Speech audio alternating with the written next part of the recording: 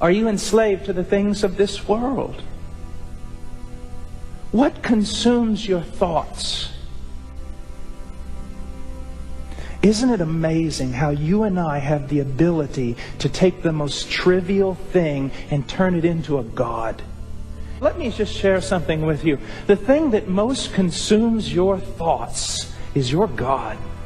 Most things, almost all things in this world, when used properly according to the will of God, they are tremendous blessings. But you and I have to realize we can be enslaved to things of this world that so control us that we cannot serve Christ. What do you think about most? What do you think about most? You've pretty much put your finger on your God by what you think about most. And I want you to realize this, especially for the young men here who are going into the ministry. Your ministry can become your God.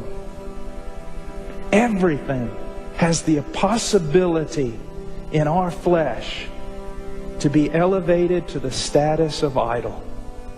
The things of this world. And you know, the things of this world, we are warned about, they're passing away. You're serving a God that's dying. You're serving a God that is dying. When it says in 1 John that this world is passing away, the Greek tense there, it can also mean that this world is being pushed out, that there's a greater force coming. It is the kingdom of Christ, and it's pushing out this world. So don't live for the things. Don't be enslaved to the things that moths can eat, and rust can corrupt, and thieves can carry away. Now, the Bible says also that you can be enslaved to wealth.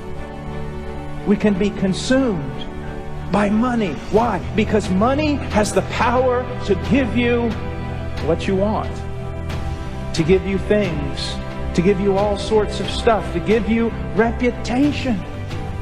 You can be a slave to it. Whether you have a great deal of it or none of it at all, you can be a slave to money. You know, I said earlier that money gives you things. My God gives me things. Your God can give you things. You don't have to be a slave to the same things the world is enslaved to. Your God will take care of you. Your God will watch out over you. Your God tells you to be His little children. Your God tells the poor man to rejoice, to glory in his humility. To rejoice that he has been chosen for the kingdom if he is in Christ. The wealthy, they should also rejoice and glory in their humility, knowing this, that money is not it. Christ is it, and everything else is perishing. You have got to realize this, and you've got to be careful not to be enslaved to it. Most of you parents, you think, well, my child is going to get out of high school, going to make good grades, okay? Why? So that they can go to college. Why? So that they can get a good job. Why? So that they can make a lot of money. Why?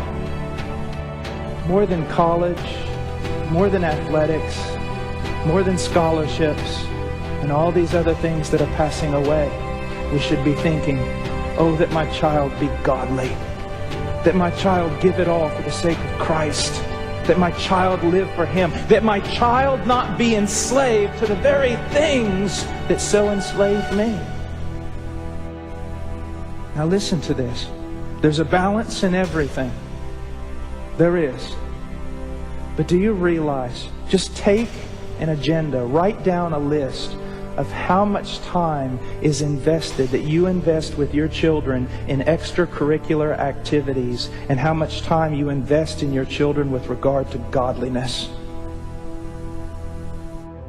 We buy things, we fill them full of media, We put them into the world. We carry them every place on the face of the earth all throughout the week. Our lives are so busy and scattered, we can't even sit down and have a meal. And what are we doing? We're making our children enslaved to the very master that enslaves us and ruins our lives. Instead of teaching our children, only one thing is needed: devotion to Christ.